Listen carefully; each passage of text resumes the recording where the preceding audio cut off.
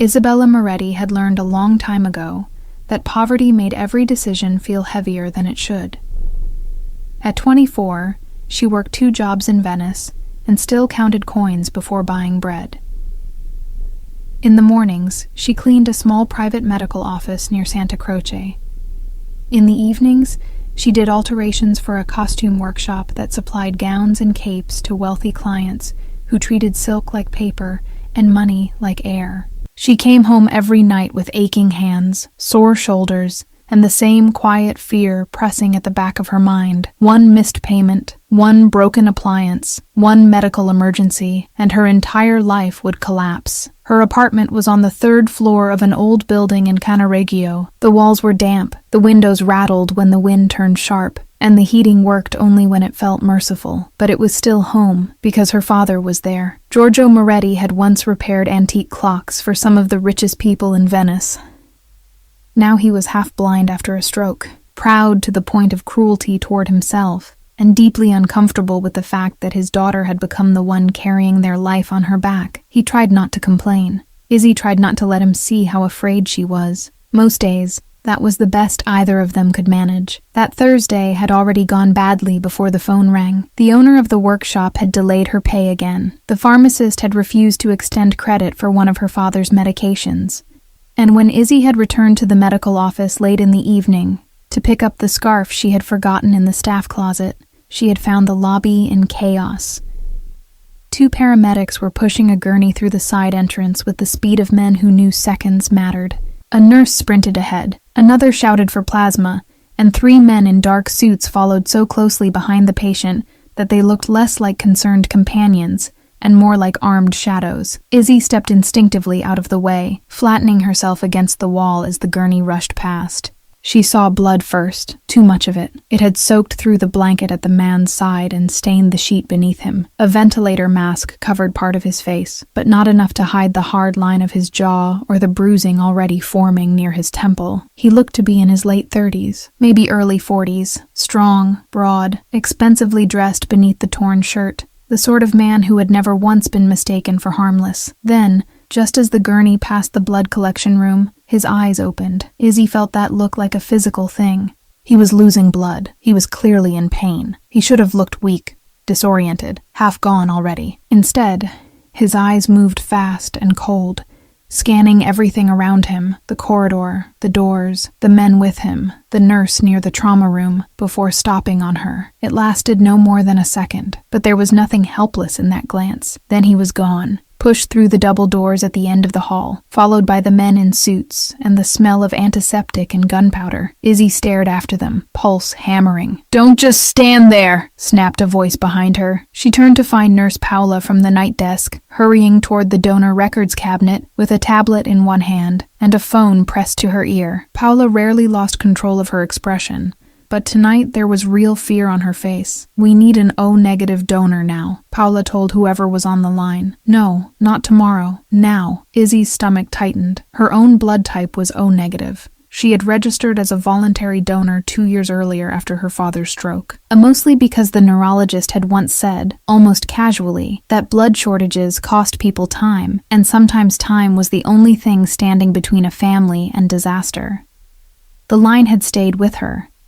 So she had signed up, donated when she was healthy enough, and told herself that even poor girls had something valuable to give. Paola ended the call, looked up, and saw her. For a second, both women froze. Then Paola crossed the room in 3 quick steps. "You're still on the donor list, aren't you?" Izzy swallowed. "Yes." "You're O-negative?" "Yes." Paola gripped her forearm. "Good. I need you."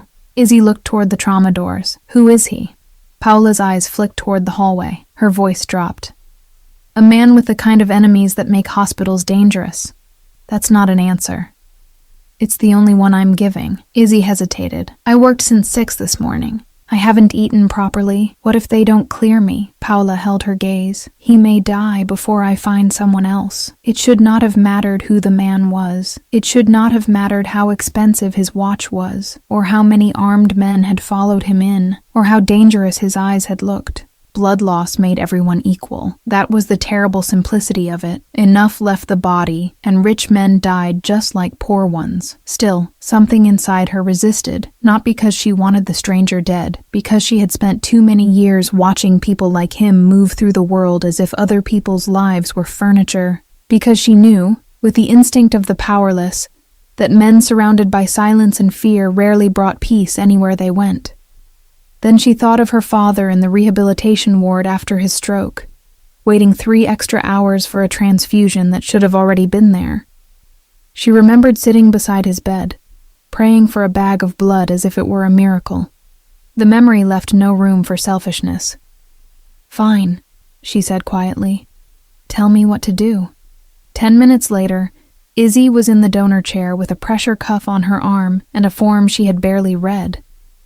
Another nurse checked her weight, frowned, then looked toward the window where one of the suited men stood outside in the hall. He did not speak. He did not need to. The nurse set the clipboard down and continued preparing the needle, membered sitting beside his bed, praying for a bag of blood as if it were a miracle. The memory left no room for selfishness. "Fine," she said quietly. "Tell me what to do." 10 minutes later, Izzy was in the donor chair with a pressure cuff on her arm and a form she had barely read. Izzy hated needles. She always had. But tonight, she hated the stillness more. The strange sense that everyone around her was pretending this was routine when it clearly was not. "Has he got family?" she asked, mostly to distract herself. The nurse glanced up. "I wouldn't ask questions. So he's powerful." The nurse said nothing. "That usually means yes." The woman tied the band around Izzy's arm. "Close your fist." Izzy did. The needle slid in. She winced, then looked away as the blood began to move through the tube into the bag. There was something deeply unsettling about watching your own blood leave your body in silence. It made you aware of how fragile everything really was. A little too much gone, and there would be no more overdue rent, no more sewing late at night, no more pretending to her father that things were manageable, just absence. She stared at the filling bag, then thought again of the man on the gurney and his violent, furious eyes. A man like that did not seem built for endings.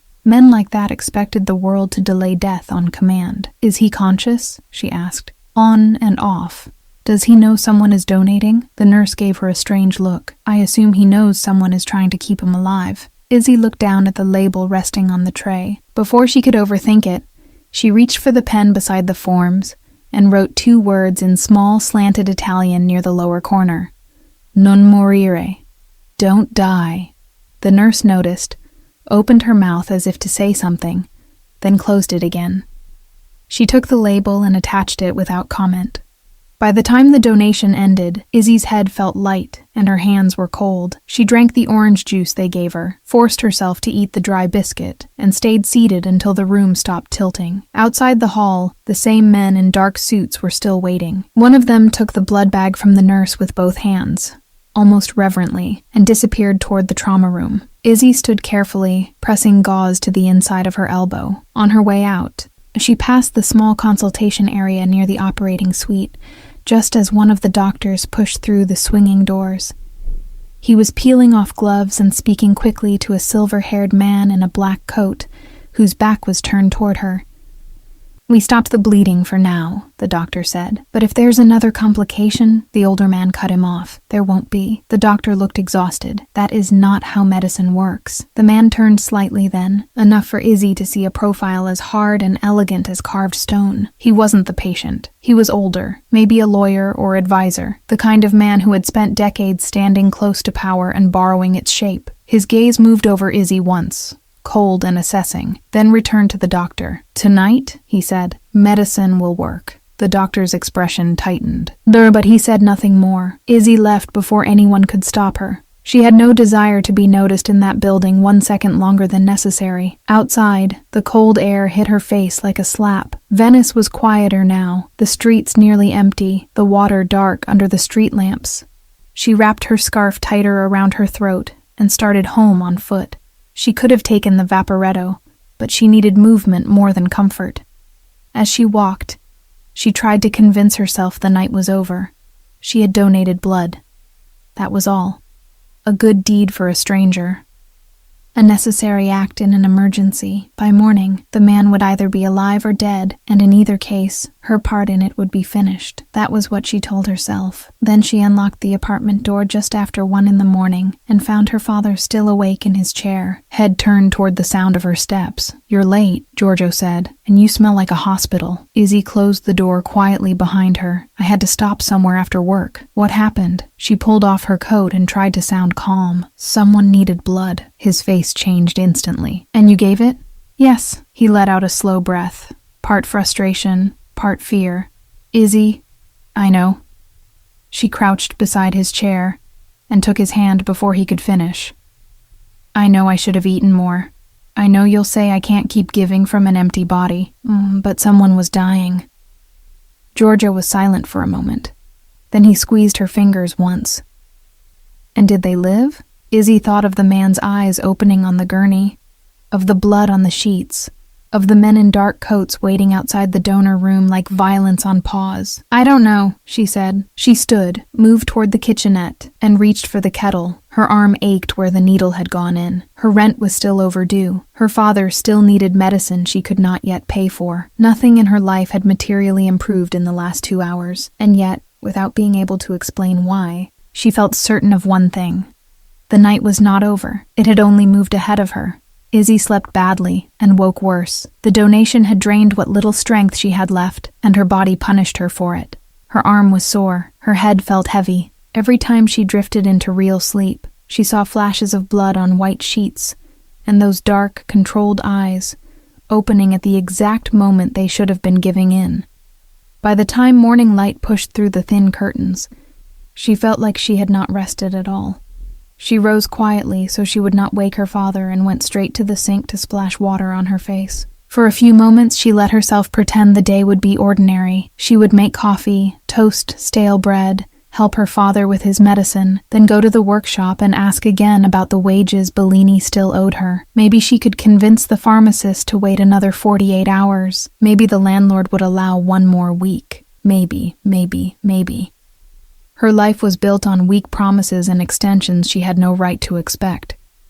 She had just set the kettle on the stove when someone knocked at the door. Not tapped, knocked. 3 measured, deliberate knocks that carried something stronger than impatience. Authority, maybe, or certainty. Izzy froze. Visitors almost never came to the apartment without warning. The landlord shouted from the hallway. Neighbors called through the wall. Delivery boys leaned on the bell downstairs until someone opened. But this knock was different. Calm. Controlled. Like the person on the other side already knew the door would eventually open. Behind her, Giorgio stirred in his chair. He slept there sometimes when his legs hurt too badly to climb into bed. "Who is it?" he asked, voice rough with sleep. "I don't know," she said, and hated how strange she sounded. The knock came again, the same rhythm as before. Izzy wiped her damp hands on her skirt and moved toward the door. She should have looked through the peephole first, but the peephole had been broken for months, and the landlord kept saying he would fix it after Carnival. She placed her hand on the knob and stopped. Something felt wrong. The lock was smoother than before. She stared at it. Then she understood why. It had been changed. Not repaired. Changed. The cheap brass cylinder the landlord had threatened to replace last winter was gone. In its place was a new polished lock she had never seen before. A chill moved down her back. She turned it slowly and opened the door. The man standing in the hallway was not wearing a suit. He had on a dark wool coat left open over a black shirt, the collar slightly loose, as if he had dressed in a hurry. He was tall, broad-shouldered, and pale in the way men looked when they had lost too much blood and refused to rest anyway. A faint bruise marked one cheekbone. There was a cut near his hairline, and even before he lifted his face fully into the light, Izzy knew him. Not from rumor, from the hospital, from the gurney, from those eyes. They were the same, dark, steady, disturbingly awake. The eyes of a man who did not ask rooms to make space for him, because rooms did it on their own. Beside him stood another man, younger, leaner, watchful in a way that felt almost military. He wore a gray overcoat and gloves, and kept one hand near his pocket, not casually, but because whatever was in that pocket mattered. Izzy gripped the edge of the door. "Who are you?" The injured man studied her for one quiet second, then answered in a low, even voice. "Lorenzo Ricci." The name hit like cold water. In Venice, people whispered about Lorenzo. Enzo Ricci the way people whispered about storms, floods, Or political scandals, something real, dangerous, and better discussed in private. He owned nightclubs, construction companies, shipping routes no one could ever fully map. Officially, he was a businessman. Unofficially, he was the answer to questions no honest person asked twice. Men disappeared around him. Judges became cooperative. Entire families moved apartments without explaining why. And yet none of that was what terrified her most. It was the fact that he was standing outside her door less than 12 hours after she had donated blood to a dying stranger. "You shouldn't be here," she whispered. "No," he said. "I shouldn't." He did not sound apologetic. He sounded tired. Giorgio was fully awake now. "Izzy?" Lorenzo's gaze shifted past her shoulder into the apartment and landed on the old man in the chair. Something unreadable passed through his expression. Not pity, not condescension, something sharper. Then he looked back at Izzy. "May I come in?" "No." The answer came too fast, too sharp, but she did not regret it. Lorenzo nodded once as if her refusal had been expected. "Then I'll do this here. The hospital was compromised. Someone sold donor information before dawn. Your name was on that list." Izzy stared at him, not understanding at first. Then understanding hit all at once. "What? Your name, your address, likely your father's presence in the residence, possibly more." His voice stayed calm, which somehow made every word worse. "The men who came after me now know who kept me alive." Izzy's mouth went dry. "No. Yes. No," she repeated, shaking her head. "That's impossible." The younger man beside him finally spoke. "It isn't." His accent was Venetian too, but cleaner, educated, the sort that came from private schools and expensive correction. He pulled a folded sheet from his coat pocket and held it out. It was a donor registry printout. Izzy saw her full name on the page, then the building address, then a row of medical notes she had never realized were visible to anyone beyond staff. Her stomach turned. "Who are you?" she asked the younger man. "Matteo Santoro," he said. "I handle Mr. Ricci's security, then handle it somewhere else." His face almost changed. Not quite a smile, but close. That would have been ideal. Lorenzo shifted slightly, and she noticed the smallest tightening at the corner of his mouth. Pain. He was still injured, probably more seriously than he wanted either of them to know. "Why is the lock changed?" she asked. "I changed it." The answer stunned her. "You broke into my apartment." "No," he said. "I paid a locksmith at 6 in the morning. He thought he was helping an estranged husband." Her anger flared hard enough to burn through fear for a second. "You had no right. You are correct." His tone remained steady. "And if I'd had another hour, I wouldn't have done it." "I did not have another hour." Behind her, Giorgio rose shakily from the chair. "Izzy, who is this?" Lorenzo's eyes moved to the older man. He stepped back one pace, enough to show he was not trying to cross the threshold by force. "My name is Lorenzo Ricci. Signore, your daughter helped save my life last night. She is in danger because of it." Giorgio's face changed at once. Confusion vanished. Fear took its place. Izzy heard movement from the stairwell below. Not loud. Just enough to register. More than one set of feet. Someone climbing, trying not to sound like they were climbing. Matteo heard it too. He turned his head slightly, listening, then looked at Lorenzo. 3, maybe 4. Izzy's heartbeat stumbled. Lorenzo's gaze came back to her. "I need you to make a decision now." "No, you don't know the decision yet." "I know enough." The footsteps came again, closer this time. Lorenzo's voice dropped. "If you stay here, they take you. If they want leverage, they may take him too." He nodded toward her father. "If they are under orders to make a message out of you, and they leave bodies, I won't tell you which outcome is more likely, because it won't matter once they are through that door." Giorgio gripped the back of the chair. "Izzy?" She could not think. Her mind was splitting in 10 directions at once. This had to be a trick, or a power play, or madness. But if it were a lie, why was a man like Lorenzo Ricci standing in a damp apartment hallway, bleeding through his shirt to tell it? She looked at him then, really looked. He was too pale. The skin beneath his eyes was shadowed. One hand remained near his side as though holding himself together mattered more than comfort. He had not come with 10 armed men and a convoy of black cars. He had come himself, with one security man and a fresh bandage beneath his collar. That fact frightened her more than any display of force could have, because it meant the threat was real enough that he did not trust anyone else to handle it. The footsteps stopped outside the building's main landing. Matteo reached into his coat and withdrew a compact handgun fitted with a suppressor. He held it low, close to his thigh, and looked at Lorenzo with flat patience. "We are out of time." Izzy's breath caught at the sight of the weapon. "No guns in my home," Giorgio said hoarsely. Lorenzo turned his head slightly. "Then let us leave it." That snapped something in her. "Leave?" she said. "Go where?" "A safe apartment near Giudecca first." Somewhere temporary. Then we decide what happens next. You decide, you mean? His gaze sharpened. No, I am trying very hard not to. The honesty of that unsettled her more than arrogance would have. There was a sound outside the door. Not a knock. A faint scrape, like someone testing the frame.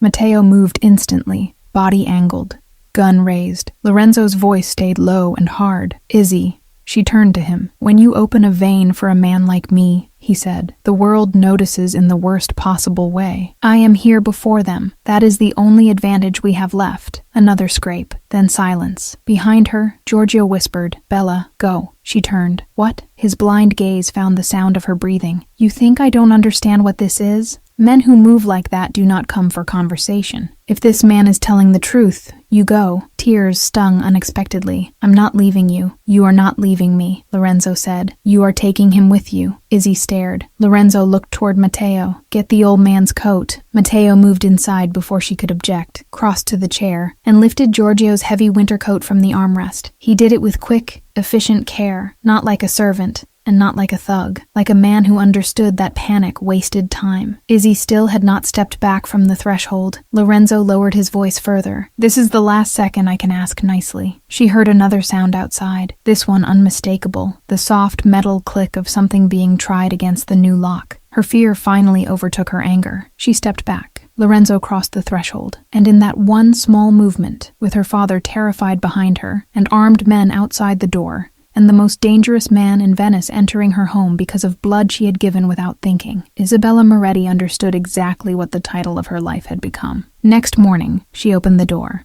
and everything changed. Everything after that happened too quickly for fear to stay graceful. Matteo shut the door soundlessly behind Lorenzo, then moved through the apartment with the calm of someone who had already mapped its weaknesses in his head. He looked once toward the kitchen window, once toward the narrow hallway leading to the bedroom, then toward the back door that opened onto a tiny service balcony above the canal. The apartment was too small to defend, and too exposed to escape from cleanly. Izzy could see the conclusion in his face before he said it. Front exit is gone, he murmured. Balcony. Giorgio had gone pale, but to his credit, he did not waste time asking pointless questions. He took the coat Matteo handed him, fumbling only once with the sleeve. Lorenzo noticed. He noticed everything. He had moved only 3 steps into the room, but his presence changed its shape. Even injured, even pale, he made the apartment feel rearranged around him. He stood near the table with one hand braced against the chair back, breath measured, face unreadable, while listening to the faint sounds beyond the door.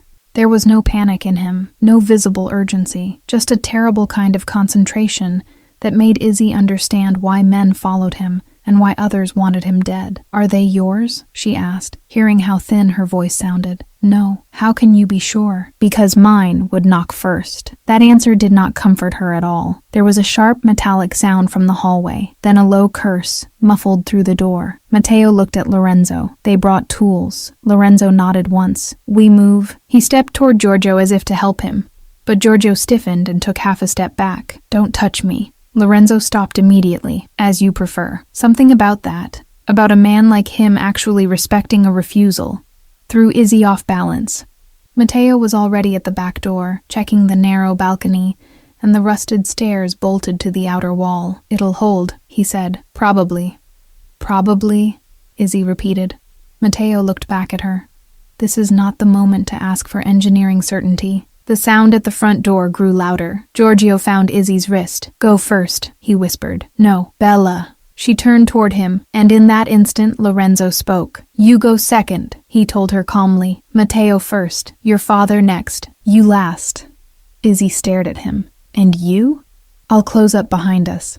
You can barely stand. His gaze met hers, and for the first time there was something hard enough in it to make her stop speaking. I can stand long enough. The front lock gave with a violent crack. That broke the last of her resistance. Matteo opened the balcony door. Cold air rushed in off the canal, sharp enough to sting. He stepped out first, tested the iron stair with his weight, then looked back and held out a hand for Giorgio. The old man hated accepting help from anyone, but this time he didn't argue. Matteo guided him onto the stair with surprising patience, one gloved hand firm beneath his elbow. Izzy climbed after them, heart slamming against her ribs. Below, the canal looked black and far too narrow. A boat rocked softly against the opposite wall.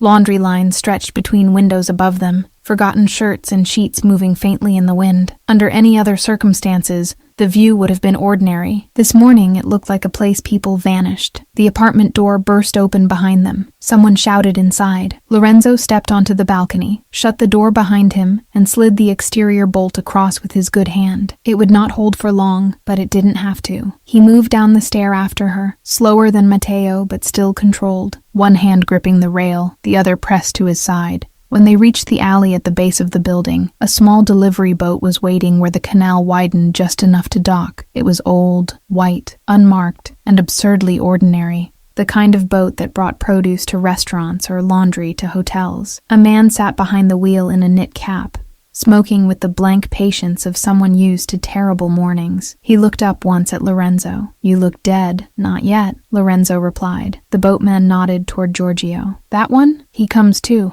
"Then get on." Matteo helped Giorgio into the covered rear compartment first. Izzy climbed in after him, knees weak, bag clutched against her chest. Lorenzo stepped aboard last, and when he did, Izzy saw the brief tightening around his mouth, the split-second loss of color. If she had blinked, she might have missed it. But she didn't miss it. He was holding himself together on discipline alone. The boat pulled away just as voices spilled into the alley above. Izzy ducked instinctively, though the canvas roof concealed them well enough. The engine stayed low and steady, pushing them through the narrow canal with no more urgency than any tradesman making deliveries before noon. Matteo remained near the opening, watching behind them, gun hidden but ready. Giorgio sat rigid on the bench, one hand gripping his cane, the other gripping nothing at all. Izzy looked across the cramped compartment at Lorenzo. He had taken the opposite bench and leaned back against the wood, as if allowing himself that much support cost him something. Up close, he looked worse than he had at the door. Too pale, too controlled. The skin at his throat was damp. There was a small stain spreading low on his shirt, where the bandage beneath it had started to give. He caught her looking. "Say it," he said. She blinked. "What?" "The thing you've been trying not to say since I arrived." Her fear hardened into anger fast enough to steady her. "Fine. You had no right to come into my life, scare my father half to death, change my locks, and drag us out of our home like criminals." "No," he said evenly. "I had an obligation." "To who?" "To the woman who kept me from dying on a hospital floor." Izzy's mouth tightened. "That was not a personal favor. I gave blood because someone needed it." His gaze did not leave her face. "I know." "Then stop talking like I belong to some debt chain in your world." "I also know that." She almost laughed from sheer frustration. "Do you? Because this looks very much like your world forcing itself on me." Before Lorenzo could answer, Giorgio spoke from beside her. "Who are these men?" Lorenzo turned toward him with the same unnerving calm. "I don't know yet." Matteo answered from the front without looking back, which means he knows enough to be worried. Izzy looked between them. "That's not reassuring." "It isn't meant to be," Matteo said. Lorenzo kept his eyes on Giorgio. "The attack at the hospital was not random. Someone wanted to know whether I lived. When they learned I did, they followed the blood trail to the donor list." "You're telling me hospitals keep names that loose?" Izzy demanded. "They keep records," Lorenzo said. "People sell records." "Why?" This time he did not answer immediately. "Because in my world, anything that can be used eventually is. A shipment, a doctor, a debt, a daughter." Giorgio's jaw tightened. "My daughter is not yours to use." "No," Lorenzo said quietly. "That is exactly why we are on this boat." The answer silenced all three of them for a moment. The boat turned into a wider channel and then under a low bridge. Izzy kept waiting for gunshots. Sirens, another boat at their side. Nothing happened. Venice, indifferent as ever, continued around them. Deliveries moved along the canals. A woman leaned out a window shaking a rug. Somewhere nearby, a church bell rang the quarter hour. The city had no interest in whether Isabella Moretti had just been pulled out of her life by a wounded Mafia boss, because she had donated blood to him a few hours earlier. The boat docked 20 minutes later behind a shuttered building on Giudecca.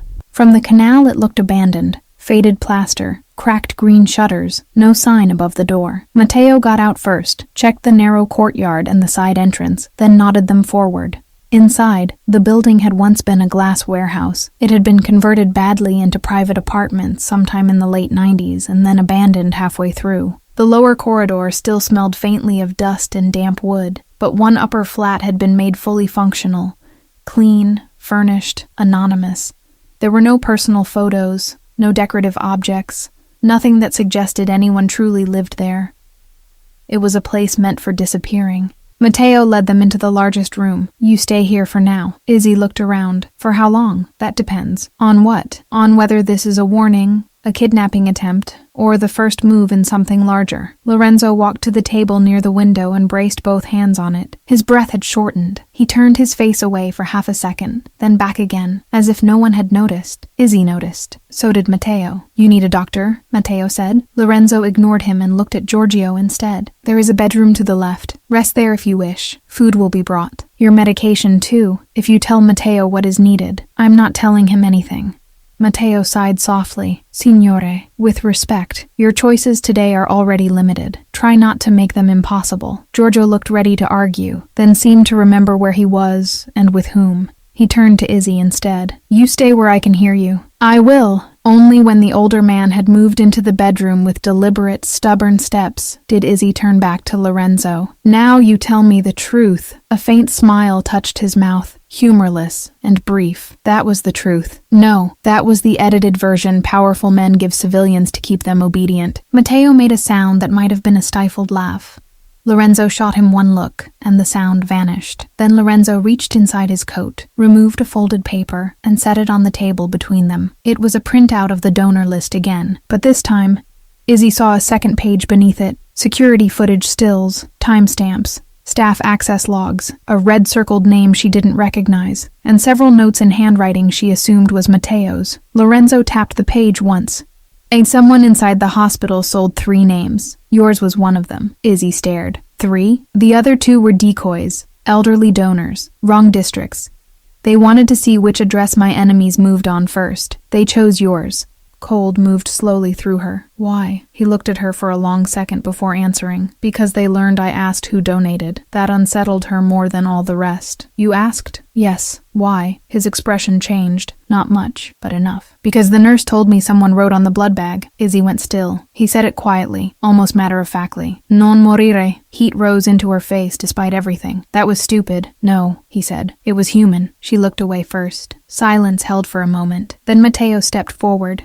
Eyes on Lorenzo's side. Conversation later. You're bleeding through. Izzy glanced down and saw that he was right. The stain had widened. Lorenzo noticed her notice it and straightened instinctively, pride flaring even through obvious weakness. I've had worse. Congratulations, Matteo said flatly. You still need stitches checked. Lorenzo exhaled once through his nose, then looked at Izzy. Stay in this apartment. Do not answer the door to anyone but Matteo. Do not use your own phone. If someone you know calls, you do not tell them where you are. And if I refuse, you won't. Her chin lifted. You sound very sure. His gaze dropped to the bruise inside her elbow, the one left by the donation. Because you already know this is bigger than fear now. Then, before she could answer, his knees almost gave. It was so brief that if Matteo hadn't moved instantly, Giorgio would never have heard it from the other room, and Izzy might have convinced herself she imagined it. Matteo caught his shoulder. Lorenzo swore under his breath, more furious than hurt. Izzy stood frozen. The man who had looked impossible on the gurney, impossible at her door, impossible in her apartment hallway was human after all. Dangerous, yes. Powerful, unquestionably. But human enough to bleed for her twice in a single day. And that, more than the guns or the threats or the changed lock, was the detail that frightened her most. Because now this was no longer just terror. Now it was becoming something harder to survive. For the next hour, the apartment held its breath.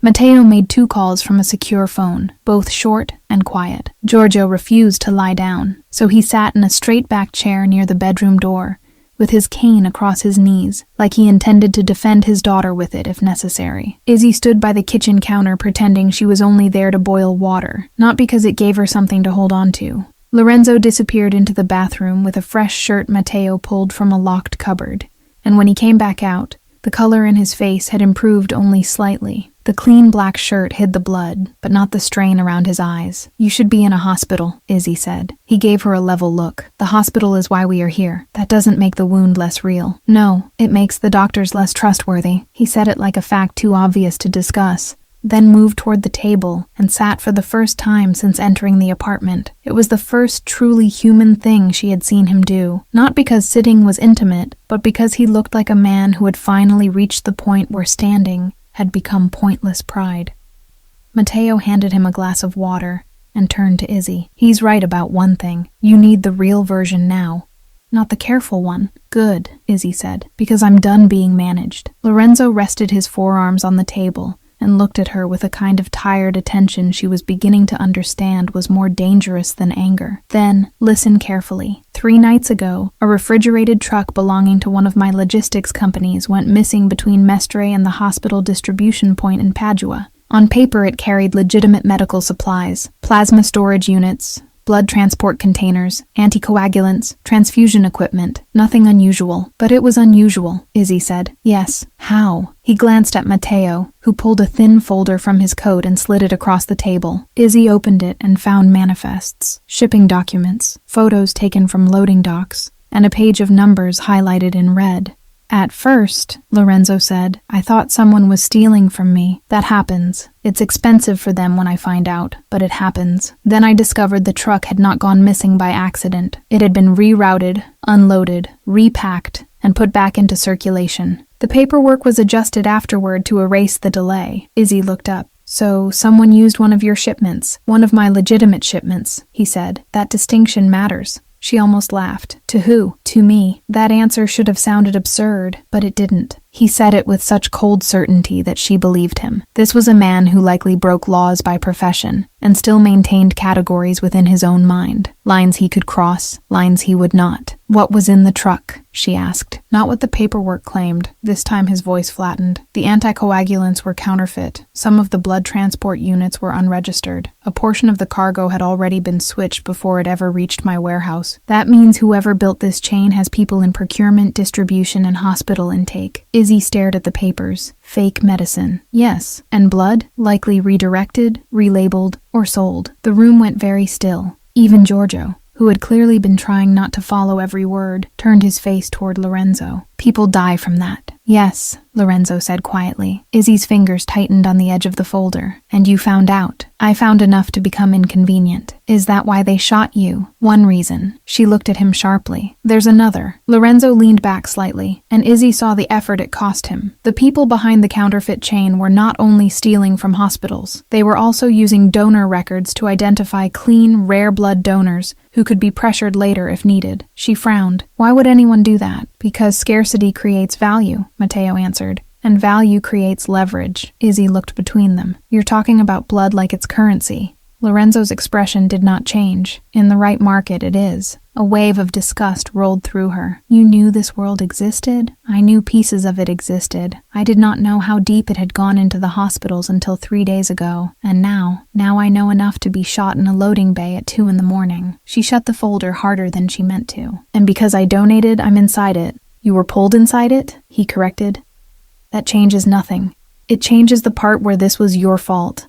Izzy let out a sharp breath. Do not do that. His eyes narrowed slightly. Do what? Speak to me like you can remove guilt just because you say the right sentence in the right tone. Something flickered across his face. Surprise, maybe, or reluctant respect. I'm not trying to charm you, he said. No? Her voice rose before she could stop it. You changed my locks, pulled me out of my home, turned my father's morning into a nightmare. And now you're sitting in a safe apartment telling me my blood may have dropped me into a criminal supply chain. That sounds very much like the beginning of a man trying to control the emotional version of the room. Matteo looked toward the ceiling for 1 second, as if asking it for patience. Lorenzo, however, stayed very still. Then he nodded once. That, he said, is fair. The calm acceptance knocked some of the heat out of her anger. He continued before she could answer. I am used to control. I am not apologizing for that because it would be dishonest. But I am telling you the truth now, because if I lie to you, you will either run or make a mistake out of rage. I can survive one of those. I'm less certain you can. The bluntness of it stung because it was so close to useful. Izzy looked down again at the papers. There was a photo paper clipped to the back page, partly obscured. She pulled it free and froze. It showed the inside of a loading area. 2 men were lifting crates out of a refrigerated truck. One crate had broken open at the corner. Inside, beside the packed transfusion equipment, were smaller black cases stamped with a gold symbol she didn't recognize at first. Then she did. A lion with a crown over its head. Her pulse stumbled. What is it? Matteo asked. Izzy held the photo tighter. I've seen this. Lorenzo's attention sharpened instantly. Where? She swallowed. At the workshop. Matteo frowned. Costume workshop? Yes. Lorenzo leaned forward, and though his movement was controlled, there was urgency under it now. Explain. Izzy stared at the symbol. One of Bellini's private clients uses custom trunks with this crest.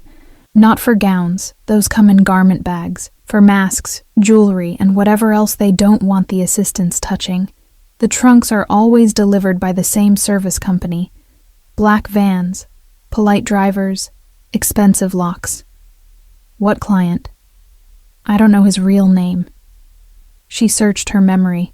Bellini calls him Conte Nero behind his back, because he never smiles and always wears black gloves. He buys costumes for private events, masked parties, charity galas. Sometimes he rents whole collections for guests. Matteo and Lorenzo exchanged a look that passed too quickly for her to read. You know him, she said. Lorenzo's voice stayed neutral. I know of him.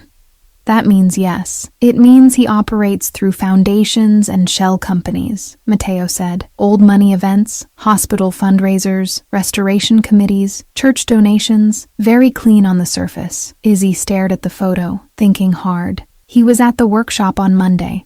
Are you certain? Yes. Why do you remember Monday specifically? Because that was the day Bellini told me not to look up when the client entered. A humorless half-smile touched Lorenzo's mouth. And did you? Of course. That got a brief, real reaction from Matteo.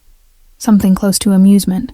Izzy ignored him and kept going. Bellini had me finish beadwork on a silver half mask in the back room.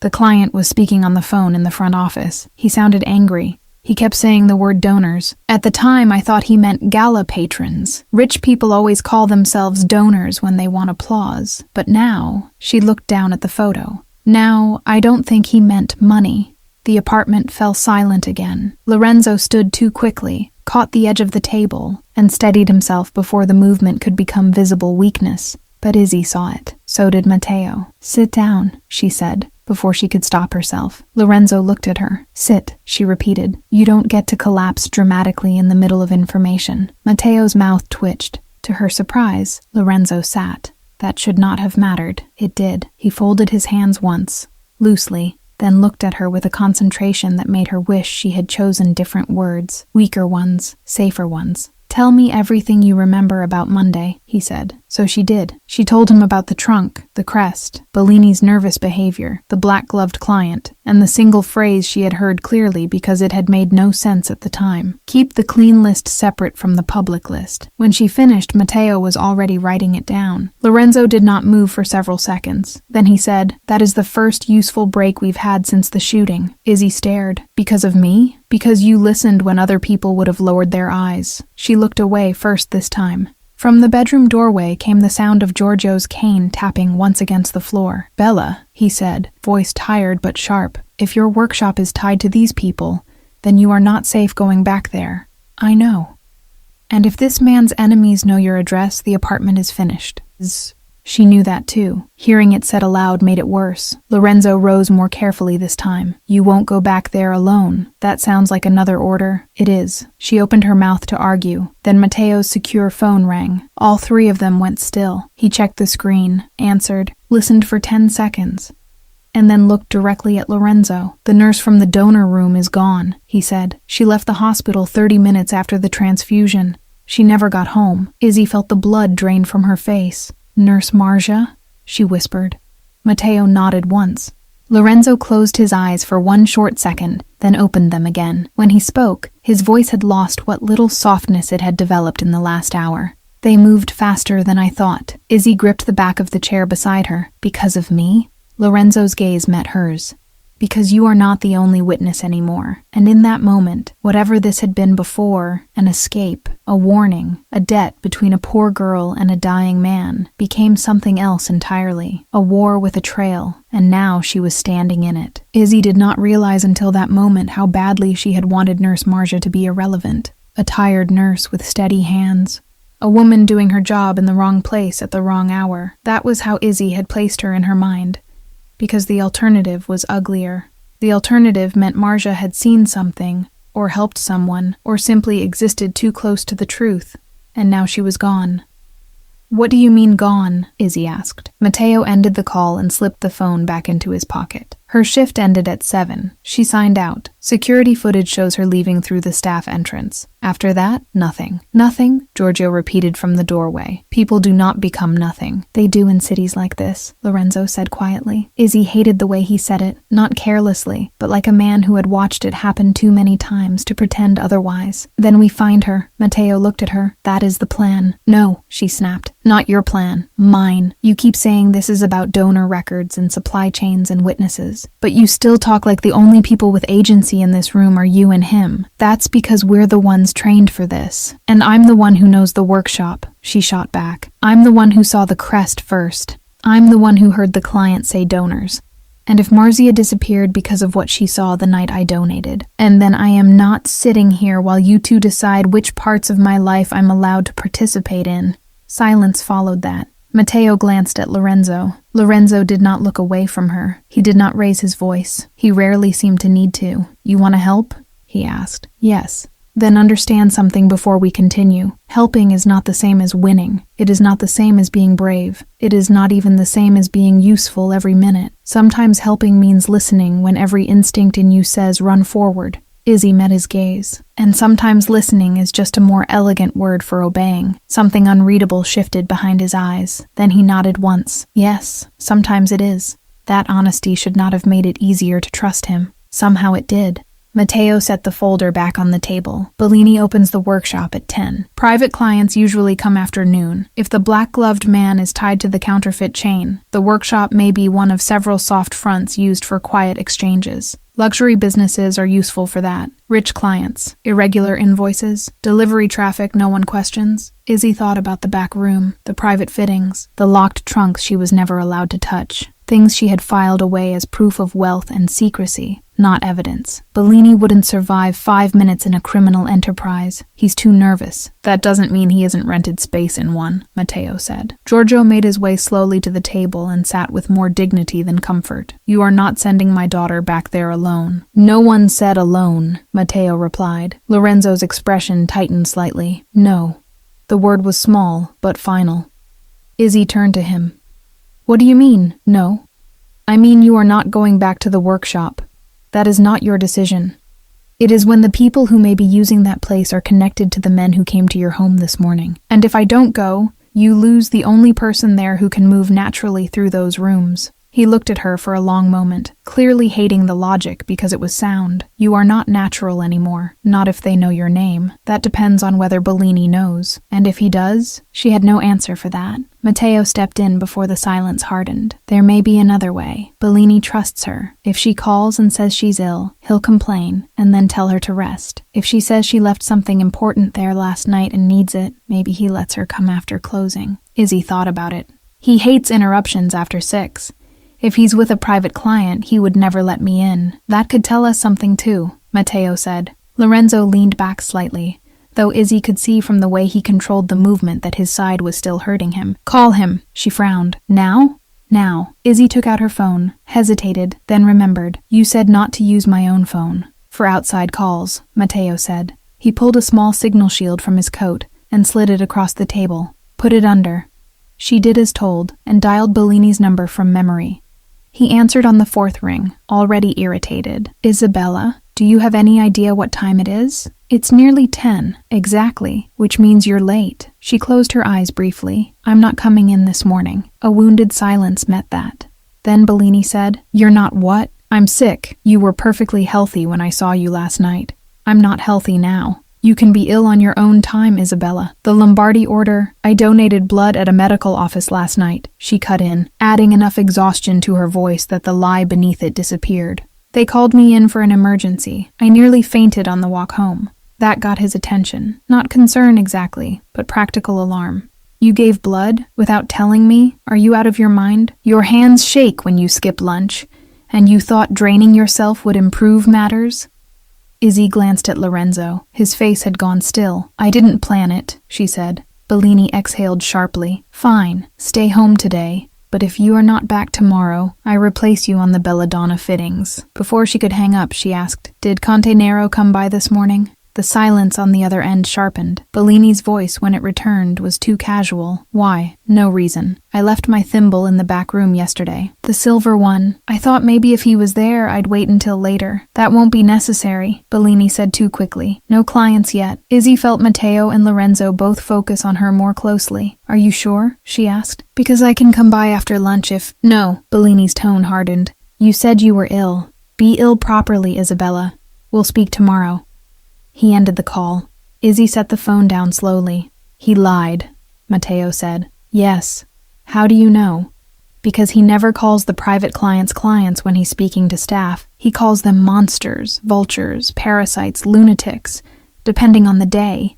If he suddenly said no clients, it means he was choosing his words carefully because he wasn't alone. Lorenzo's eyes narrowed. And when you asked about the man you called Conte Nero, he got protective. Fearful, Matteo corrected. Izzy looked at him. Those are not always the same thing. No, Lorenzo said, but today they are close enough. He reached for the folder again, slid out the photo of the crowned lion crest, and placed it beside a blank sheet. Then he spoke to Matteo without looking away from the image. Check customs records and gala rentals tied to Bellini's workshop in the last 6 months. Especially charitable foundations with medical boards attached. If our man uses massed events as cover, he'll repeat routes and vendors. Matteo was already moving toward the secure phone. Izzy stood as well. What do I do? Lorenzo looked up at her. You stay visible. The answer irritated her on principle. That sounds suspiciously like nothing. It means if Bellini calls you back, you answer. If anyone from the workshop texts you, you respond naturally. If you remember another detail, you tell me immediately. And if I decide I need you in the field, you go where I say and leave where I say. You really do hate not being in charge. A faint shadow of humor crossed his face, more than is healthy. Before she could answer, Matteo spoke from the far side of the room. There's more. He came back with his phone and turned the screen toward them. It showed a still image from a hospital service corridor. The timestamp was from early that morning. Nurse Marja stood near a side exit with a bag over her shoulder, head turned toward someone off camera. Her expression was tense, but not terrified. Then Izzy saw the detail that made her stomach drop. Marja was holding a garment sleeve, silver fabric, hand-beaded cuff, Bellini's work. No, Izzy whispered. Matteo looked from the screen to her. You recognize it? That's from the Belladonna line. I finished that cuff yesterday. Her voice thinned. That means someone from the workshop met her. Or she met someone from the workshop, Lorenzo said. Izzy stared at the image. Why would Marja have that? Giorgio answered unexpectedly. Because someone gave it to her. They all turned. The old man lifted one shoulder. You rich people think in chains. Sometimes things are simpler. A gift, a signal, a way to tell someone where to go without writing it down. Izzy looked at the screen again, and suddenly he was right. Not a random garment, not a stolen piece, a marker. She was being directed, she said. Lorenzo's gaze sharpened. To where? Her mind moved fast now, not with fear, but with memory. Racks of unfinished costumes, special fittings, delivery schedules, Bellini swearing about a last-minute private showing being moved off-site because those animals wanted candlelight and secrecy and their own damn dock. San Pietro warehouse, she said. Matteo looked up. What? There's an old receiving warehouse near the church docks. Bellini used it twice during Carnival when clients wanted private fittings away from the workshop. No official signs, just a side entrance and a loading dock off the water. If someone wanted to meet a nurse quietly and not be seen coming or going through the main city, they'd use a place tied to costume deliveries. Matteo finished. Lorenzo stood so suddenly the chair legs scraped the floor. This time the pain hit hard enough to show. His hand went to his side, and for one bare second his face lost all its composure. Then it was gone again. Izzy took a step forward before she could think better of it. You are not going anywhere like that in your condition. His eyes found hers. And yet I will. No. The word came out sharper than she intended, more intimate too. Something changed in his expression. Just for a second. Not softness, recognition. Then Matteo said quietly, if she's right, Marja may still be alive. That ended the argument before it began. Lorenzo picked up his coat. Then we move now. Izzy was already reaching for hers. He saw the motion and said, you're not coming. She met his gaze without blinking. Try stopping me. For the first time since entering her life, Lorenzo Ricci looked less like a man issuing orders and more like a man realizing the worst possible truth. The girl who had given him blood was not built to stand quietly behind glass. And that was going to complicate everything. The argument lasted less than a minute because there was not enough time for a real one. "You are not coming," Lorenzo said again, already reaching for the gun Matteo had set on the sideboard. Izzy grabbed her coat. "Then shoot me in the foot now and save time." Matteo muttered something under his breath that sounded suspiciously like admiration. Lorenzo turned toward her slowly. "You think stubbornness is strategy?" "No," she said. "I think memory is. I know Bellini. I know that warehouse. I know the difference between a private fitting and a private exchange. And right now, both of you are walking toward a trap built partly out of things I can identify faster than you can." He looked ready to refuse again. Then Giorgio spoke from the chair by the wall. "Take her." All three of them turned. The old man lifted his chin, blind eyes fixed somewhere near Lorenzo's voice. "I do not like you. I may never like you, but if my daughter stays here while her mind is out there, and I will spend the next hour listening to her breathe like a trapped thing. Better she goes where she can be useful than stay where she will only imagine the worst." "That is not reassuringly paternal," Matteo said. "It is realistic," Giorgio replied. Lorenzo held Izzy's gaze for another second, then gave one short nod. "You stay between me and Matteo. If either of us tells you to move, you move. If I say down, you do not argue. If Matteo says run, you do not look back."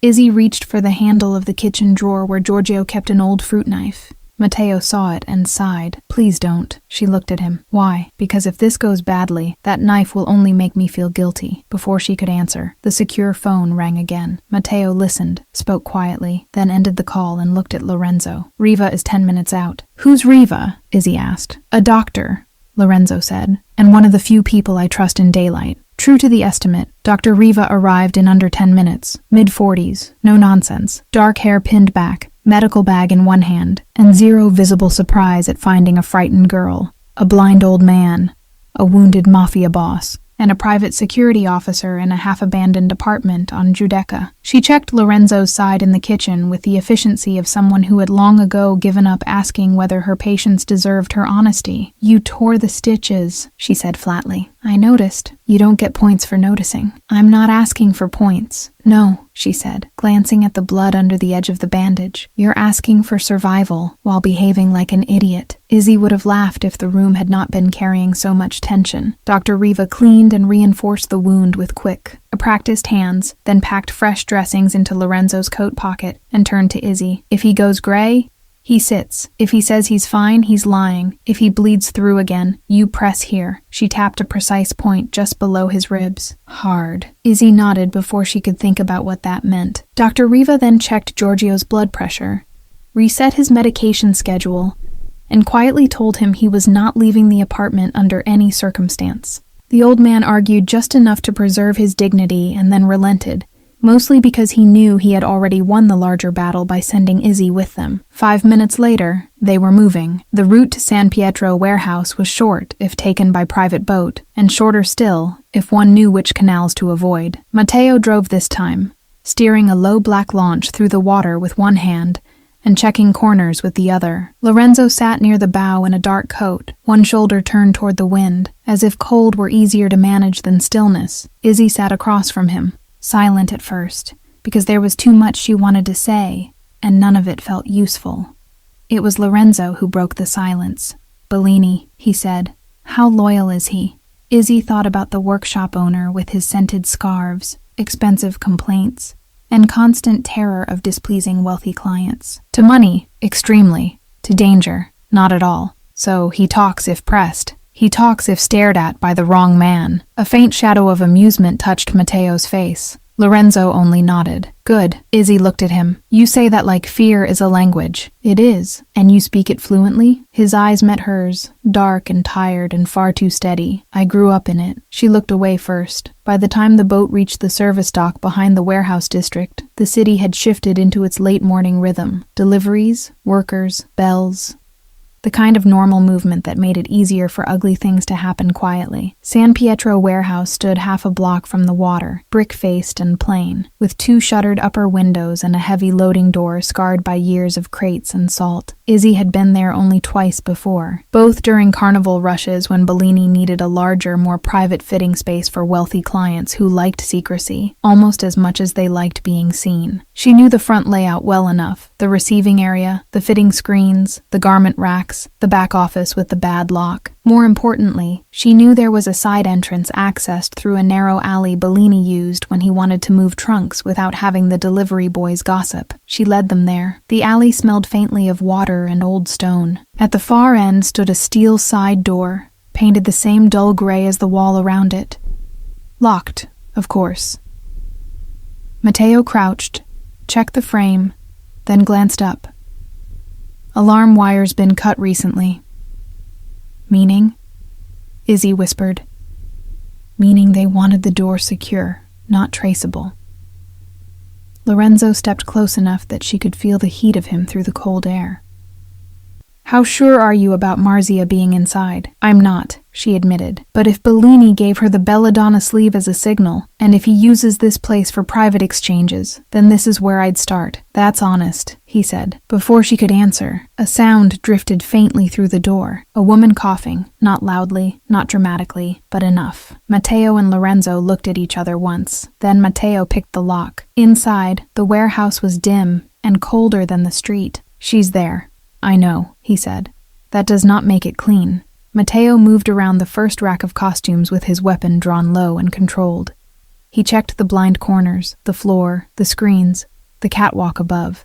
Lorenzo released Izzy's wrist only to push her gently behind his shoulder. She hated the movement, and hated even more that she let it happen. At the center of the warehouse, half hidden behind 3 rolling mirrors, they found Nurse Marcia tied to a chair. Her mouth was free, but her wrists were bound, and one side of her face was bruised. The silver belladonna sleeve lay on the floor near her feet, like a dropped flag. Her eyes widened the second she saw Izzy. You shouldn't have come, she whispered.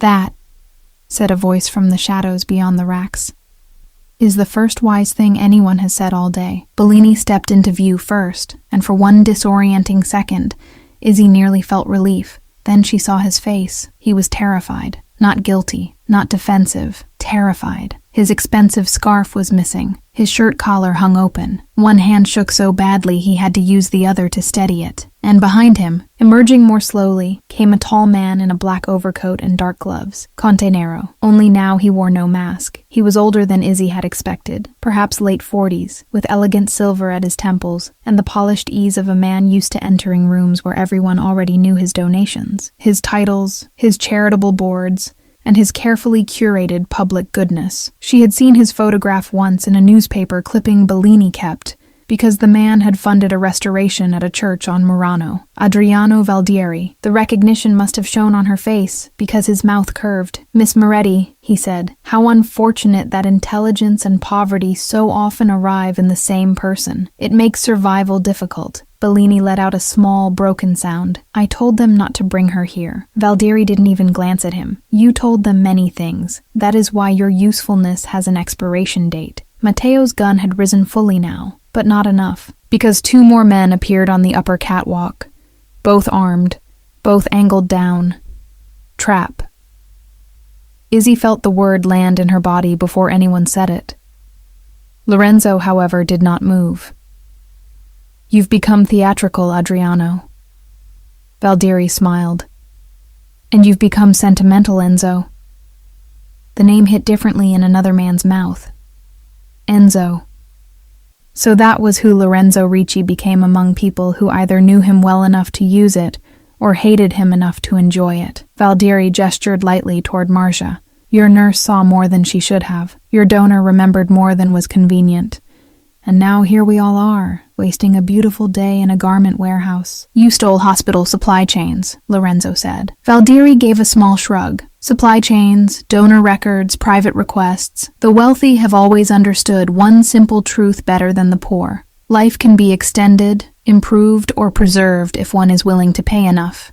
I merely organized the market. Izzy felt sick. You mean you sold blood? I mean I sold access, he corrected. Blood, tissue compatibility, donor location, rare type priority. You would be amazed how much people are willing to spend when a child is dying, or an heir needs surgery, or a politician suddenly requires discretion. Bellini made another sound, half sob, half protest. I only rented the space. I didn't know the rest. Valdiri's smile cooled. You knew enough to invoice creatively. Lorenzo's voice dropped. You shot me over invoices. No, Valdiri said softly. I shot you because you started asking where the clean donor list was being stored. Silence spread through the warehouse. Then Marzia, bruised and shaking in the chair, said, It's tonight. Everyone turned. Valdiri's expression hardened for the first time. Marzia looked at Lorenzo, not at Izzy. The list transfer, the real one. Masks and donors and private pledges. Belladonna Hall. Midnight. They're using the foundation ball.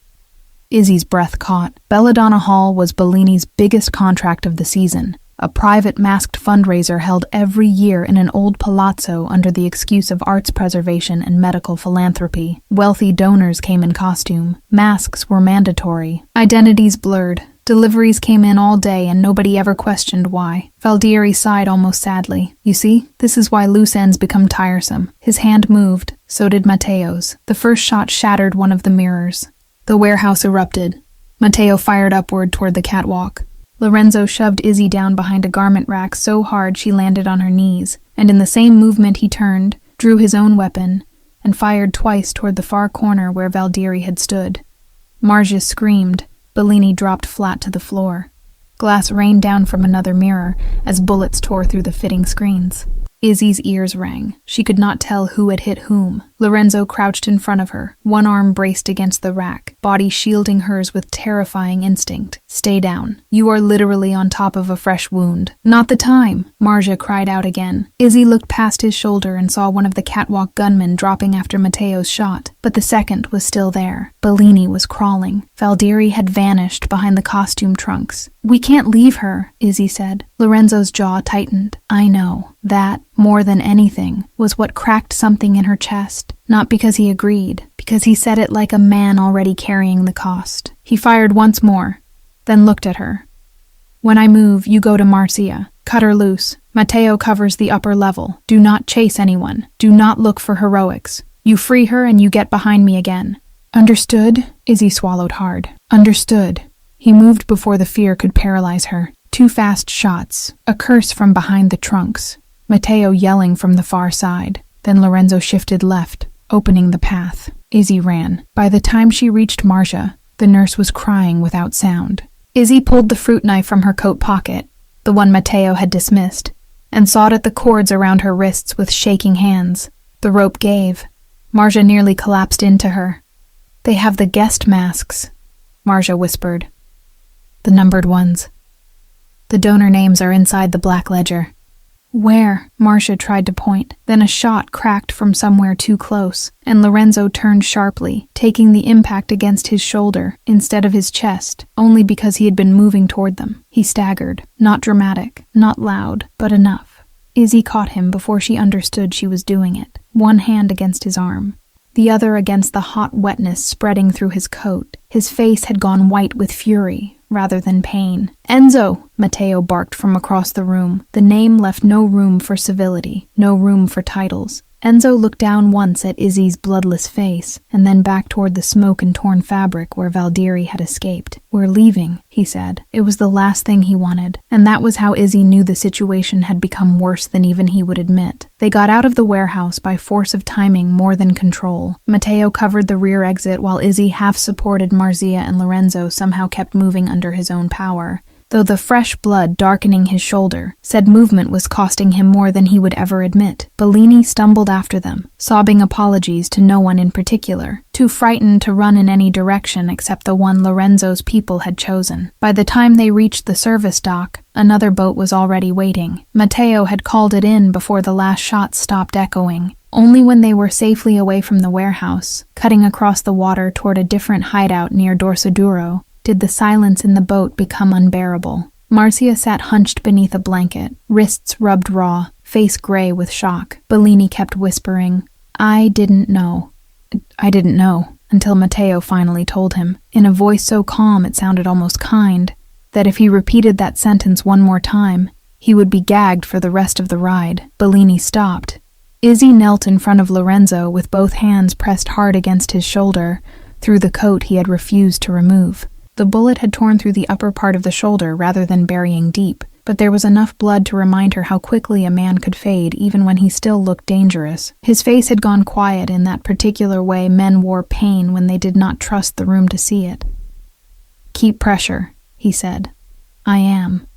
You're shaking. You've been shot twice in less than 24 hours.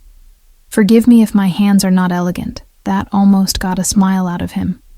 Almost. By the time they reached the apartment, a different one this time, smaller, more secure, hidden behind a locked courtyard entrance off a narrow calle near the university, Dr. Riva was waiting again. She did not bother asking how he had managed to reopen one wound and collect another before lunchtime. She simply cut his sleeve open, cleaned the shoulder wound, and informed him that if he tried to leave again in the next hour, she would personally sedate him and chain him to the bed. "I believe you," he said. "You should." Izzy stood beside the table, while Marcia drank sugared tea, and Bellini sweated into a handkerchief on the far side of the room. Matteo searched the contents of the bag they had taken from the warehouse and laid everything out with ruthless precision. A ring of keys, burner phones, delivery receipts, 2 access badges for Belladonna Hall, and a small brass token stamped with the same crowned lion crest. But there was no ledger. Valdieri had escaped with it. For a while, that fact sat in the room like another armed man. Then Marcia spoke. "The ledger isn't the only copy." Everyone turned. She took a shaky breath. "Not a paper copy, a transfer copy. They encoded tonight's donor list into the numbered masks for Belladonna Hall." Izzy frowned. "What does that mean?" Marcia looked at her. "The fundraiser uses private patron masks every year, right? Hand-fitted, numbered, catalogued. The wealthy guests love the ritual of it. They arrive, present their invitation, and the steward gives them the corresponding mask from the private collection. This year, Valdieri had an extra system added. Inside the lining of selected masks, there are stitched number sequences. Most people would think they're inventory marks. They're not. They correspond to donor files. Bellini made a strangled sound. "Madonna." Matteo leaned forward. "And the black ledger?" "Cross-reference key," Marzia said. "The masks carry coded strings. The ledger translates them into real names, blood types, medical notes, locations, emergency contacts, everything." Izzy stared. "You're telling me they turned a charity ball into a donor auction?" No one corrected her. Lorenzo, seated now because Dr. Riva had made standing physically impossible, looked at Marcia with frightening stillness. "How do you know this?" Marcia swallowed. "Because one of the lab runners bragged after too much wine. He said the rich liked pretending they were patrons of life while shopping for it in secret. I thought he was disgusting, but exaggerating. Then I saw one of the lists, and the night you came in shot, I realized the clean donor list had been pulled from secure storage hours before the attack. That's when I understood what they were doing." Dr. Riva, who had finished binding Lorenzo's shoulder, straightened slowly. "If that mask transfer happens tonight, they can burn the paper trail tomorrow and still move names quietly for months." Lorenzo nodded once, which means tonight ends it. Izzy already knew what he was going to say before he looked at her. "No," she said. He ignored that and turned to Matteo. "We get inside before the auction. We take the ledger, the masks, and Valdieri if possible.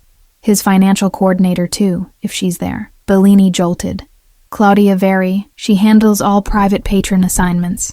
She knows the numbering system." "Good," Matteo said. "Now we have another name." Bellini looked ready to be sick. Izzy stepped forward. "You are not doing this without me." Lorenzo's jaw tightened. "Wrong. Belladonna Hall is Bellini's event. Half the staff know me. I fitted 3 of the guest capes myself.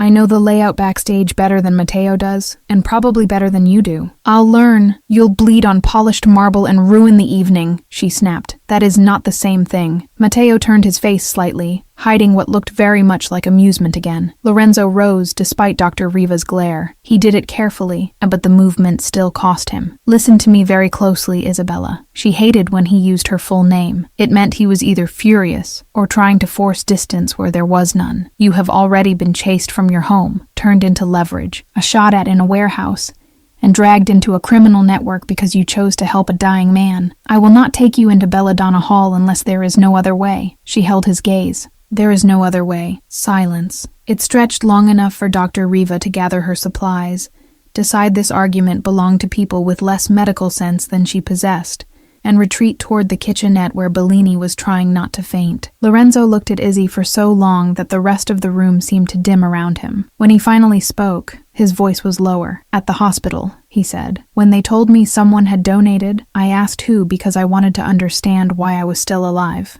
Then Margia showed me the bag." Heat moved up the back of Izzy's neck. "Non morire," he said quietly. She swallowed. It was stupid. No. His gaze did not leave hers. It was the first honest thing anyone had given me in a very long time. Something inside her chest tightened painfully. He continued before she could speak. "That is why I came to your door myself. Not because I thought you belonged to a debt. Not because I wanted gratitude. Because I knew if someone had enough humanity to write that on a blood bag for a stranger, then my world would devour her if I arrived too late."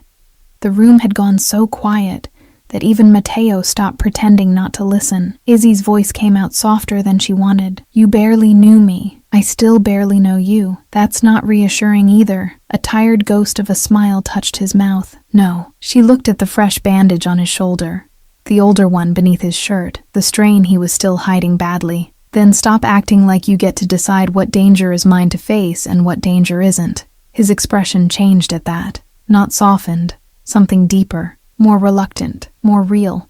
The look of a man who understood he was losing an argument, not because he lacked power, but because the other person had struck the one place power could not solve. "You think this is about pride," he said.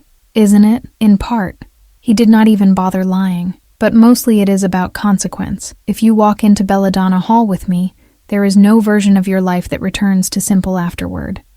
She almost laughed. "Simple ended when I opened my door this morning. That landed." She saw it. For one brief second, regret crossed his face so nakedly that it made him look younger and infinitely more dangerous. Then Matteo cleared his throat and mercifully brought the room back to logistics. "We're wasting time.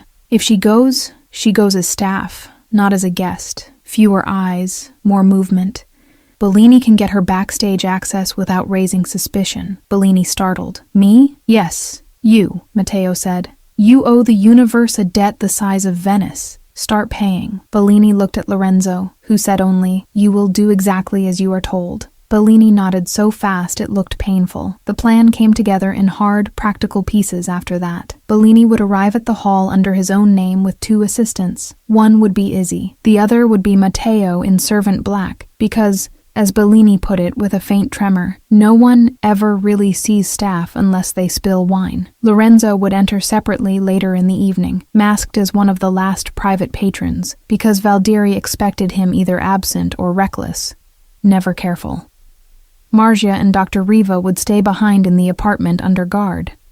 Giorgio, who had been moved there during the chaos of the last hour, argued only once before accepting that blindness and stubbornness did not qualify him for gala infiltration. Izzy changed in the bedroom Bellini was using to calm down. There was no gown this time, and no luxury chosen to make her look like she belonged beside a dangerous man. Bellini had emergency tailoring cases in the trunk Matteo had seized, and from those cases Izzy built a different version of herself.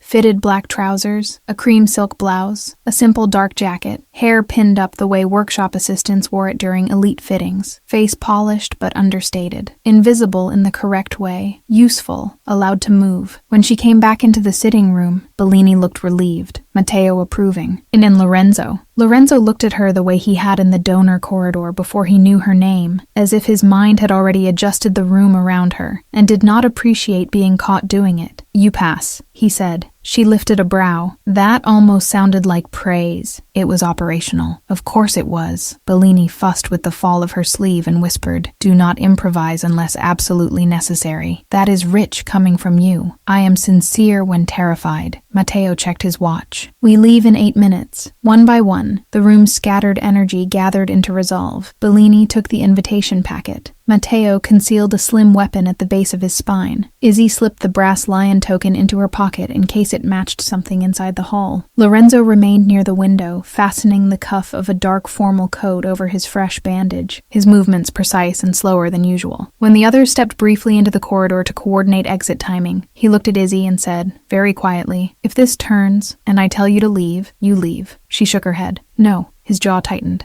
"Izzy, don't." She stepped closer, and lowering her voice too. Don't suddenly become noble now. It doesn't suit you. Something dangerously close to warmth moved behind his eyes. You think you know what suits me? I know what doesn't.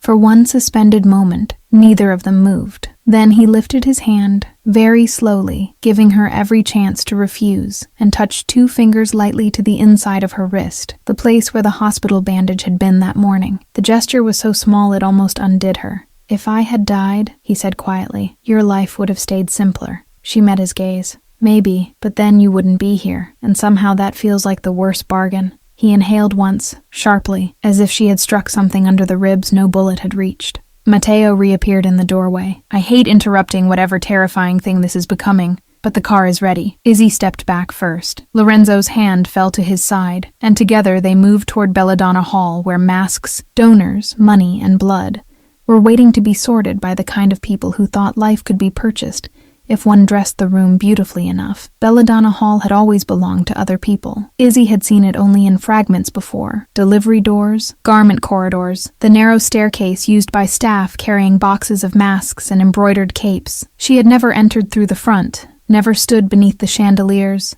never watched Venice's wealth gather under painted ceilings and call itself generosity. Tonight, the palazzo was lit for spectacle. Music carried through the marble corridors. Footmen in black moved like punctuation marks between clusters of masked guests. Gold candles burned in mirrored niches. Laughter rose and fell in careful waves. Everything gleamed. And beneath all that polish, donor names were being traded like favors. Bellini led the way with trembling dignity, greeting the front steward by name, and complaining immediately about humidity levels, feather damage, and the impossibility of maintaining silk when rich people insisted on arriving late. The performance was perfect, because none of it was performance for him. He was, Izzy realized, nowhere more convincing than when he was anxious and offended at the same time. Matteo followed 1 pace behind, carrying a garment case, and wearing the blank expression of an expensive employee. Izzy kept her chin lowered, clipboard in hand, exactly as an assistant would. Nobody stopped them. Nobody really saw them. That, more than anything, made the evening feel rotten. People who thought themselves powerful never truly looked at the people serving them. It was what made systems like this possible. The first critical detail appeared in the receiving antechamber where the private masks were kept before being assigned. There were 42 of them. Each rested in a black presentation box lined with cream velvet, tagged with a patron number. Some were lacquered, some feathered, some jeweled to vulgarity. Izzy moved along the row under the pretense of checking Bellini's finishing work, while Bellini argued with a steward about handling protocols. On the inside band of every 6th mask, stitched so discreetly it might have been mistaken for atelier code, she found tiny numeric patterns in silver thread. Marja had told the truth. She managed not to react, and simply kept moving until she reached the end of the table, where a black leather ledger should have been. It wasn't there. Instead, Claudia Veri stood beside the rear partition, speaking softly to 2 men in tuxedos. She was younger than Izzy expected, maybe 35, elegant in a severe way, with dark hair pinned cleanly, and no visible ornament except a narrow diamond bracelet. If Valdieri was the public face of cultivated philanthropy, Claudia looked like the person who made his elegance profitable. She dismissed the men, then turned toward the masks. Izzy bent immediately over one of Bellini's capes as though the hem had become urgent. Claudia's gaze passed over her and paused only briefly on Bellini, whose terror sharpened into theatrical irritation. "Signora Veri," he said, drawing himself up, "if your people continue touching the masks with bare hands, I refuse responsibility for the finish." Claudia gave him a cool smile. "Then it's fortunate no one has hired you for responsibility, Signor Bellini. Only for beauty." Bellini looked mortally offended, which in this case helped. Claudia moved on. The moment she vanished through the inner archway, Matteo murmured, "Back room, left corridor." Izzy nodded once. Bellini continued complaining loudly enough to anchor the room while Matteo adjusted the garment case and drifted after Claudia with the unremarkable efficiency of a servant who belonged wherever he walked. Izzy waited 3 long seconds, then picked up a tray of fastening pins and followed at a more natural pace. The left corridor led away from the ballroom toward the private patron suites, smaller salons where the wealthiest guests drank better champagne, negotiated quieter deals, and pretended the rest of the city did not exist. At the far end stood a lacquered door, guarded by 1 man in formal black. Not security in uniform. Worse, the kind of guard meant to disappear into luxury. Matteo crossed first, murmured something about final adjustments for Patron 27, and was waved through after a barely interested glance.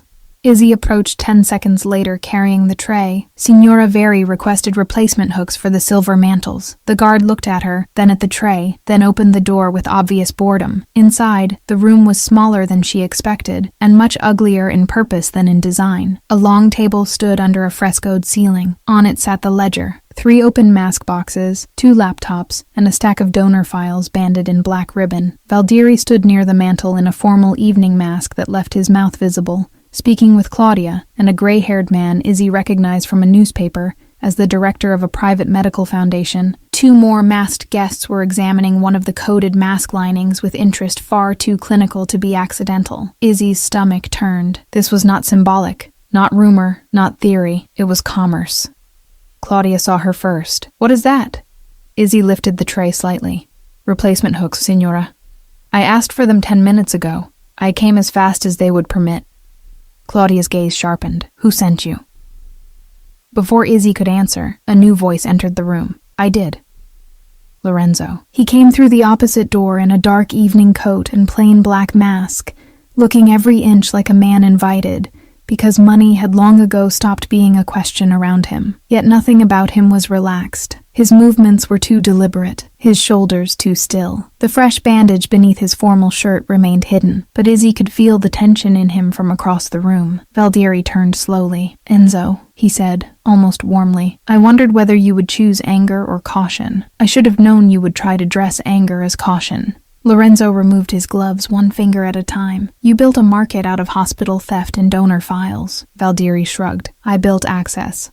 The city was already for sale." The gray-haired foundation director shifted uneasily. Claudia, by contrast, went colder. "You should not have come here wounded." Lorenzo's gaze never left Valdieri. "You should not have mistaken wounded for weak." Everything after that happened on 2 levels at once, the polished and the violent. The polished level was words, Valdieri insisting this was private patronage, Lorenzo forcing him to define the patronage aloud, Claudia arguing medical discretion, elite contingency care, donor matching as a matter of necessity, the foundation director trying very hard not to hear himself implicated. The violent level lived underneath. Matteo moving into position near the door, Izzy edging closer to the table, the guard outside no longer bored, the coded masks laid out like invitations to damnation. Valdieri smiled faintly. "You of all men should appreciate supply, demand, and the value of loyalty." "I appreciate lines," Lorenzo said, "and yet here you are, pretending you have them." That landed harder than the others. For the first time, Izzy saw Lorenzo's anger without its usual discipline around the edges. Not louder, not wilder, just stripped bare. "You used public hospitals," he said softly. "You used donor files. You put armed men into a blood chain and called it efficiency." Valdieri's smile faded. "And you move half this city through fear and call it order. Spare me moral theater." Izzy realized then what Lorenzo had meant about lines. Men like these could both be dangerous, both be powerful, both be guilty of shaping cities to their own logic. But Valdieri had crossed into something Lorenzo genuinely despised. Not just theft, not just corruption, profiting from helplessness at the moment blood itself was needed. That was the line. Claudia reached for the ledger. Izzy moved first. She swept the tray hard across the table. Pins scattered. Boxes crashed. The ledger slid toward the edge, just as Matteo lunged from the doorway, and the room finally abandoned all pretense. The guard outside pushed in with his weapon raised.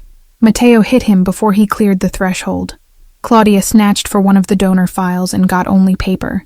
The foundation director stumbled back swearing. Valdieri went for the ledger, but Lorenzo was faster. The 2 men collided against the table with enough force to overturn a lamp.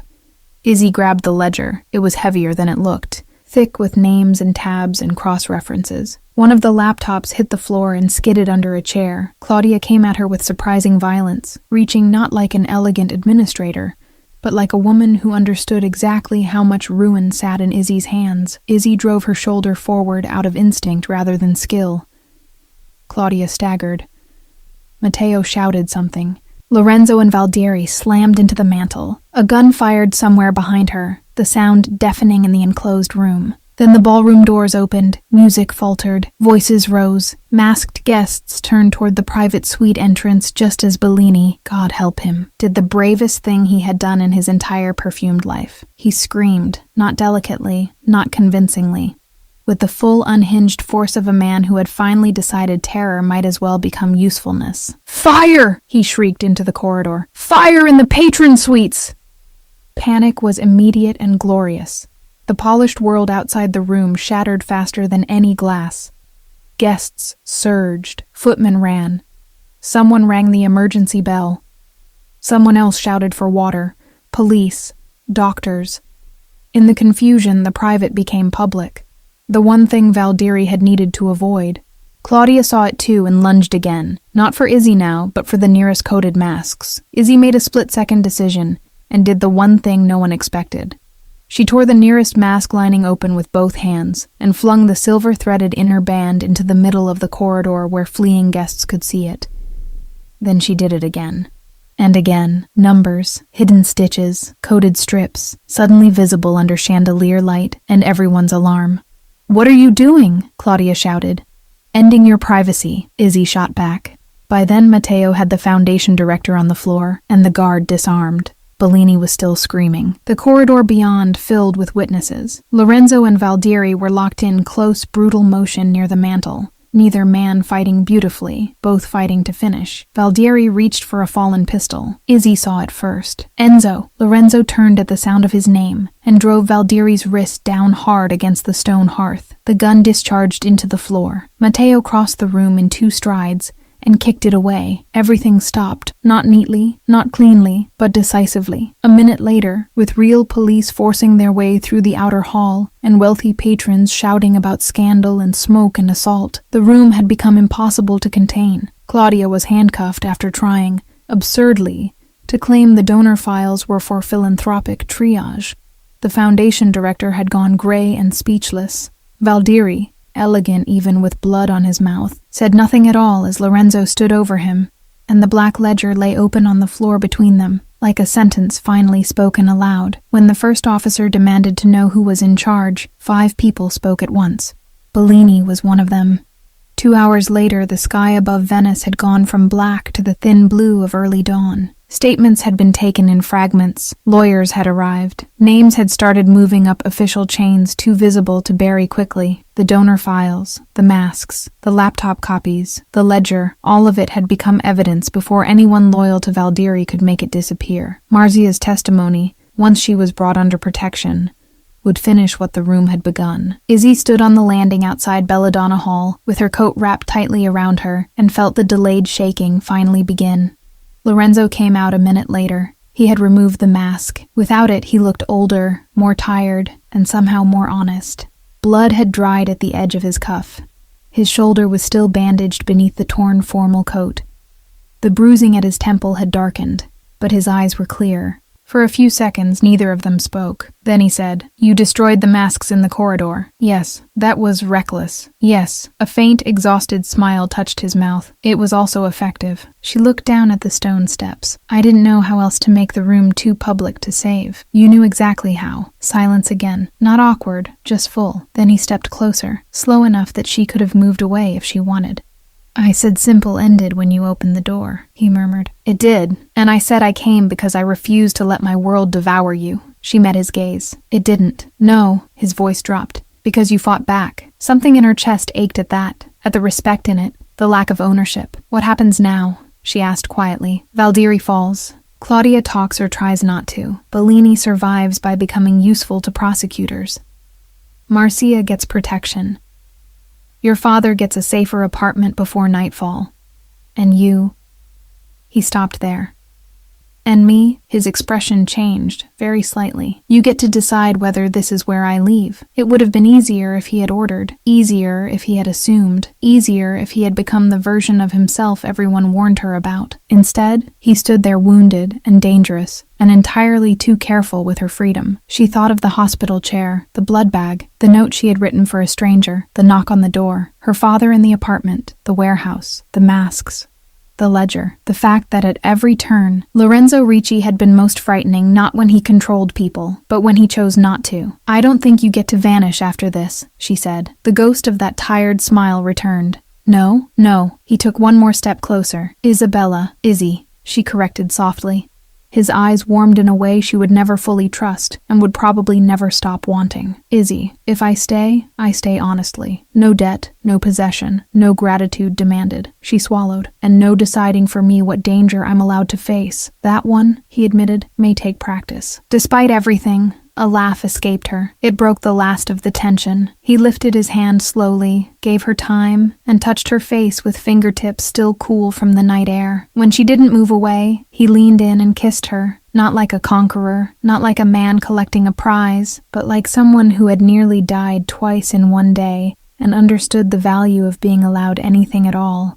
When he pulled back, dawn had started to touch the canal water below the steps. Venice looked almost innocent again. It wasn't. Maybe it never would be. But Isabella Moretti, poor girl with tired hands and overdue rent, and too much heart for the life she had been given, had opened a door that morning expecting fear on the other side. Instead, she had found danger, blood, truth, and a man who learned too late that the life he wanted to protect would not be protected quietly. And when her life changed forever, it was not because he dragged her into his world. She chose not to walk away from what they had become.